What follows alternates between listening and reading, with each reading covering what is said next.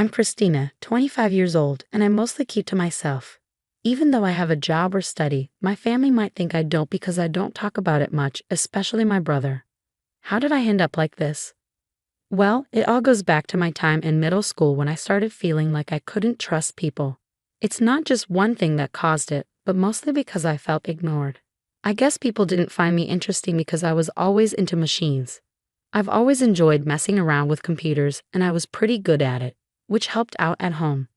But then my school grades dropped because I spent more time with computers than with friends, and my parents got worried.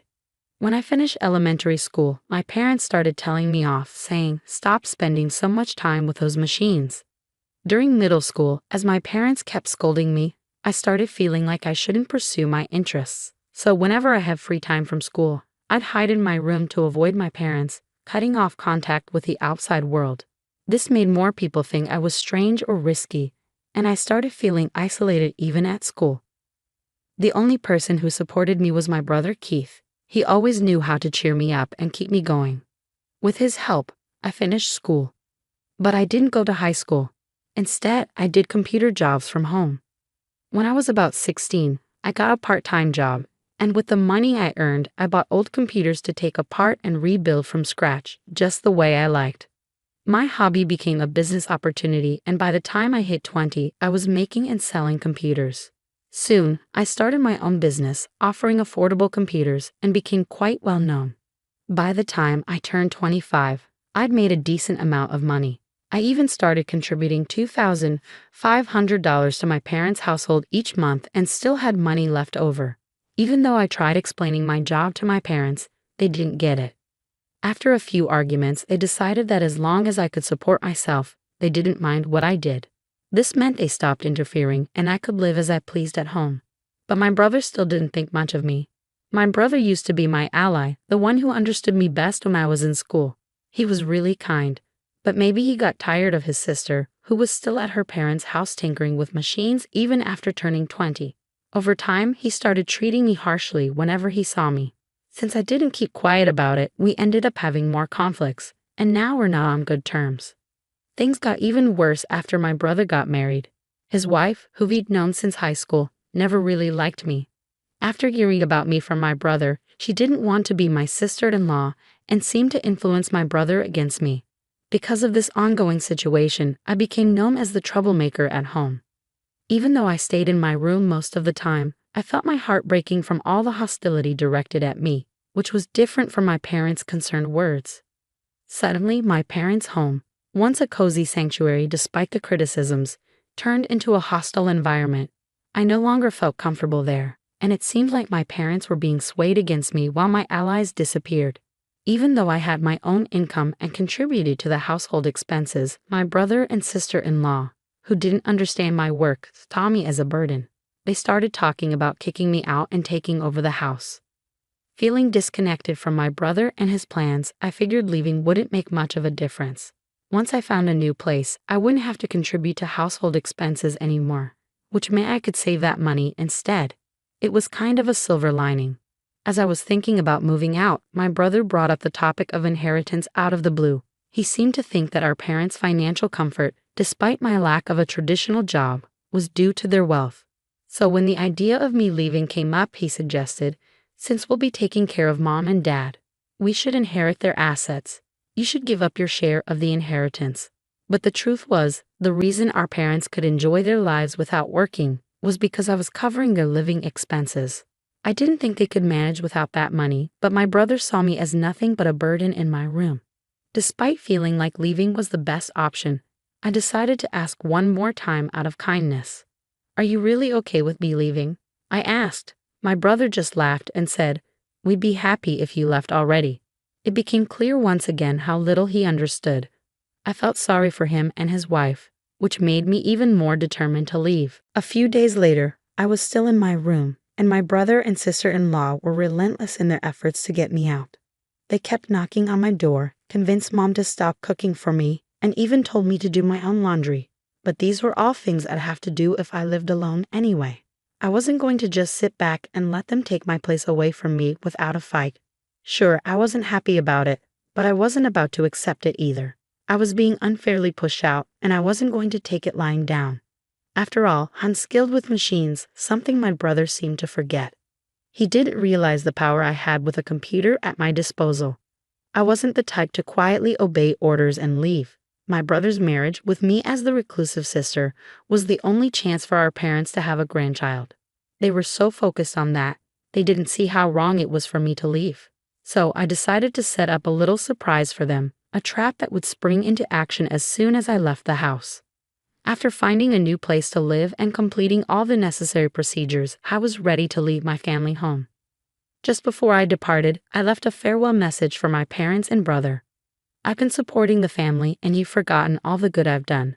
I hope you realize who the real burden on our family wealth is. My parents seemed surprised for a moment, but they probably trusted that my brother would figure things out somehow. They all brushed off my words as bitterness. I knew they didn't take me seriously. But for now, I believed it was best to leave things this way. So I left the house. I took a significant amount of equipment from my family home and bought additional items, along with necessary furniture and appliances for my new place. I set up my new place just the way I wanted it, decorating it with my favorite style and creating a cozy atmosphere. It turned out to be a perfect environment for me to work in, and surprisingly, living alone wasn't as intimidating as I thought it would be. In fact, I wished I had made the move sooner. The people in the neighborhood were friendly and life was comfortable. Since leaving my family home and taking care of everything on my own, I've been enjoying myself, trying out new experiences. While I was reveling in my newfound independence, I wondered how things were going back at my family home, especially since they lost my financial support. Then, out of the blue, my mother called. "Hey, Christina, did you do something to our machines?" she asked. "What do you mean?" I replied. "There's something wrong with the computers and electronics," she said. "I have no idea about that," I said, puzzled. "I used to help out for free because we're family, but since you treated me poorly and kicked me out, even though you're my parents, you'll have to pay the regular price," I explained. "What? That's pretty greedy. We're your parents. Can't you give us a discount?" They responded. "Well, I prefer giving discounts to my friends. Unlike you, they treat me well," I countered. "Fine, you're so cheap," they grumbled.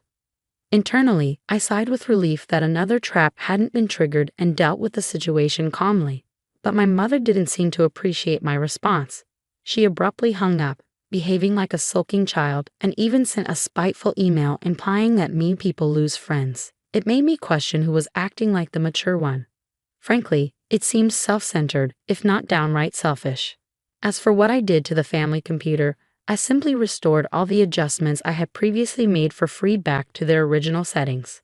To someone unfamiliar, it might seem like the computer malfunctioned on its own. When I suggested they contact the company for repairs as an individual, they got upset. But I expected as much, so I let it go. 6 months after leaving home and settling into my new life, my father called me. "I hate to ask, but can you lend me some money?" he said. "What do you mean? Lend you money?" I responded. "Your brother and his wife have been spending recklessly. They think we're rich, and they keep complaining, asking for money to buy this or go there," he explained. "I have no idea about any of this. Why do you always come to me with everything? I've heard of daughters who live alone sending money home, but parents asking their children for money? Shouldn't it be the other way around, out of generosity?" I questioned. "It's not that simple," he replied. "Well, even $500 would help," he added. "I'm not giving you anything. I won't lend you money either. I have no intention of financially supporting you anymore," I firmly stated. "Of course, I'll work on your machines if you pay for my services," I replied calmly. "You've really become stingy," they retorted. "I guess Mom was right about you." They went on complaining about my unemployed years, but I didn't let it bother me. I just ended the call. My father didn't send any emails, but he started calling me multiple times a day, which I found annoying. What troublesome parents I have, I thought to myself. A few days later, my brother, sounding desperate, called me. When I asked why they kept contacting me, he asked, "Do you know why our family was wealthy?"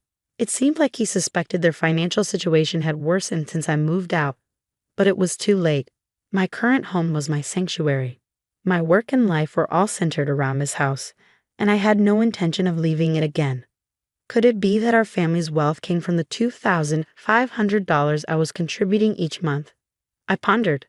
I didn't have to give that much, but I felt grateful for my upbringing, so I willingly contributed more.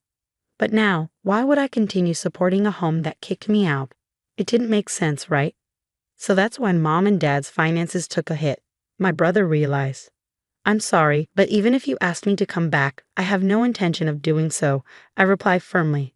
I understand now that what happened was wrong. I'm sorry, but it's too late for apologies. I have no plans to have any involvement with you in the future. Please don't call me anymore. Hey, wait, my brother protested, but I ended the call. When I left home, I made a vow never to be drawn back into their drama. Forgiving them wasn't something I could do easily. I decided to cancel my cell phone contract to avoid the constant calls. 5 years have passed since then, and I've moved on. I got married and started a new chapter in my life. My partner is in the same line of work as me, so he understands my lifestyle and helps out with household chores. Although I thought about reaching out to my parents since they're technically family, I felt it was too late. I hadn't made any attempts to reconnect. However, my husband expressed an interest in meeting my parents and learning about their current situation. To gain insight, I hired a detective to investigate. What we discovered was shocking. My parents, desperate to maintain their lifestyle and keep my brother and his wife tied to the family home, had accrued a mountain of debt from various lenders. With no hope of repayment, the debt continued to grow with accumulating interest, leaving them in a dire situation.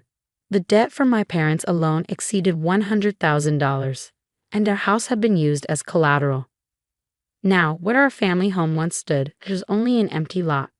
Although I felt a twinge of sadness due to my sentimental attachment to our family home, I couldn't help but think that my parents were facing the consequences of their actions. I decided to look into my brother's current situation. It appeared that my brother had suggested a divorce due to his wife's extravagant spending habits, but she vehemently opposed the idea. They were now embroiled in a drawn-out divorce lawsuit, which was draining both their time and finances. His wife had hired a lawyer and was resisting the divorce, refusing to let go of my brother, leaving them at an impasse. Despite rumors, my brother and his wife hadn't yet had children. To confirm, I sent the detective to the hospital where they were being treated. It turned out my brother was indeed infertile, nearly incapable of producing sperm, making natural conception highly unlikely. My parents, who had pinned their hopes on having grandchildren from my brother and his wife, were disappointed and ended their cohabitation. The family home had to be sold to settle the debt, marking the sad state of my family. This distressing reality became apparent after a cursory investigation. It was evident that engaging with them in this condition wouldn't be beneficial for me or my husband. Now, I have a loving husband, 4 children, and a dog. We've purchased a spacious home and are living the life my family once dreamed of. If they were aware of our situation, they might try to exploit it, which I couldn't bear. As soon as I learned about this, I went to the local office and arranged for my personal information to be accessible only through formal disclosure requests. I made a conscious effort to keep my distance from them and asked my husband not to engage with them regarding our marriage. Although he seemed disappointed at first, after explaining the situation, he understood and hasn't brought it up since. I hope that once things settle down at my family home and a time for reconciliation arrives, I can rebuild a relationship with my parents and brother.